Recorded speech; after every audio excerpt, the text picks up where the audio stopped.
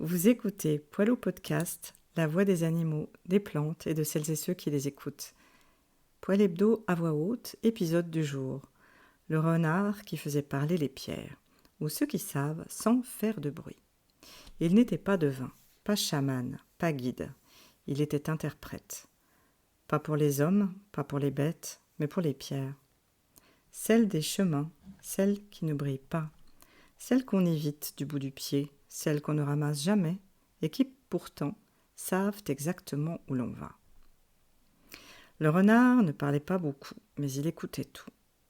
Il savait entendre les souffles dans les interstices, les soupirs des cailloux humides, les échos enfermés dans les galets fendillés.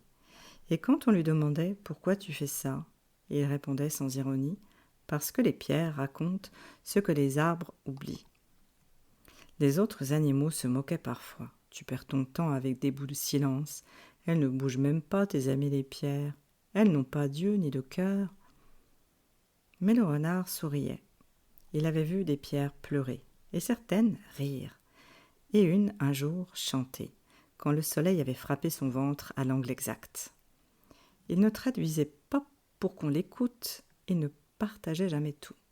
Juste parfois à ceux qui demandaient doucement « Et celle-là, qu'est-ce qu'elle dit ?» Il répondait « Elle dit que quelqu'un est passé ici avec un cœur très lourd, mais qu'il l'a allégé en regardant le ciel. Elle ne connaît pas son nom, mais elle a gardé le souvenir de son pas. » Un jour, une pierre lui demanda « Pourquoi tu nous écoutes? Tu n'es pas comme nous ?» Et le renard répondit « Peut-être pas, mais je suis né avec un cœur qui entend sous la mousse. Et ce cœur-là, il vous reconnaît comme des sœurs. On dit qu'il marche encore, toujours seul. Toujours le museau au ras du sol, pas pour chasser, mais pour recueillir. Il est le seul qui sache où sont tombées les larmes que personne n'a vues.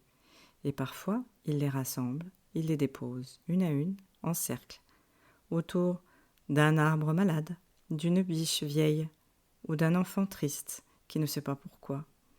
Et alors le lieu guérit, sans qu'on sache comment. Mais si tu entends un froissement sur les pierres une nuit de lune fine, c'est peut-être lui. Il ne vient pas pour toi.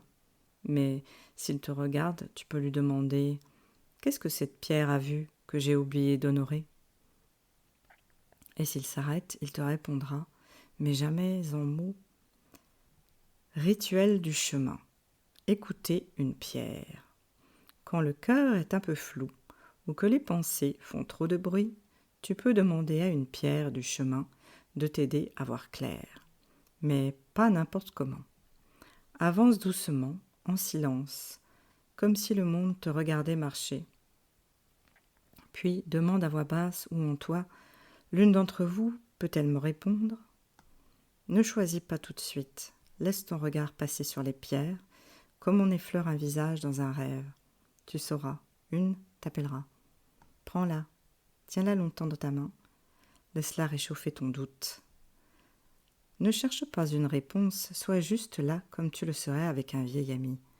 Les mots viendront peut-être, ou une image, ou rien, mais même ce rien aura du sens. Quand ce sera fini, tu peux la déposer là où elle était, ou la garder près de toi, le temps que ton cœur se souvienne.